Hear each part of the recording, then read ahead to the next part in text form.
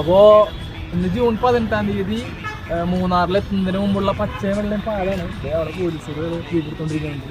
സംഭവം എന്താണെന്ന് വെച്ചെങ്കിൽ ഒരു രക്ഷയില്ലാത്ത ഫോഗാണ്. ഇപ്പോൾ ഇത് എൻ്റെ ബാക്കിൽ കാണുന്ന നോക്കിയാൽ തീരെ വിസിബിൾ അല്ല. ഒരു 100 മീറ്റർ ഒരു 50 മീറ്റർ വരെ വിസിബിൾ ആണ്. അതിനപ്പുറത്ത് നമുക്ക് കാണാൻ പറ്റുന്ന രീതിയിൽ ഫോഗ് ഉണ്ട്.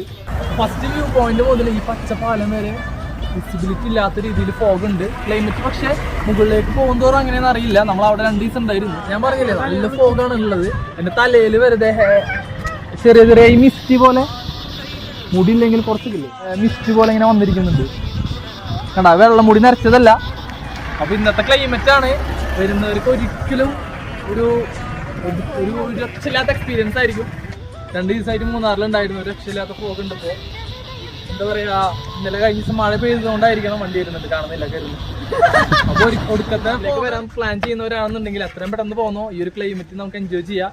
പോകുന്ന ഒരു രക്ഷയില്ലാത്ത ഫോഗാണ്. പിന്നെ ഒരു ശ്രദ്ധിക്കേണ്ട കാര്യം, നമ്മൾ മുകളിലേക്ക് പോകുമ്പോൾ ഈ ഫോഗ് കിട്ടുന്നില്ല കേട്ടോ. നമ്മൾ ഇവിടെ താഴത്ത് നമ്മൾ ഫസ്റ്റ് വ്യൂ പോയിന്റ് മുതൽ ഇപ്പോൾ വെള്ളയും പച്ചയും പാലത്തിൻ്റെ ഈ ഒരു സ്ഥലങ്ങളിൽ ബാച്ചിലേഴ്സ് ആണെന്നുണ്ടെങ്കിൽ നല്ല നല്ല സ്റ്റേസ് ഒക്കെ ഉണ്ട്.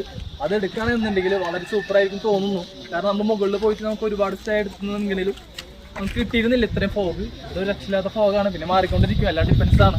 ചില നല്ല മഴയൊക്കെ ഉണ്ടായിരുന്നു. അത് ഈ ഒരു കാലാവസ്ഥ ഉണ്ടായിരിക്കുന്നു വിചാരിക്കുന്നു.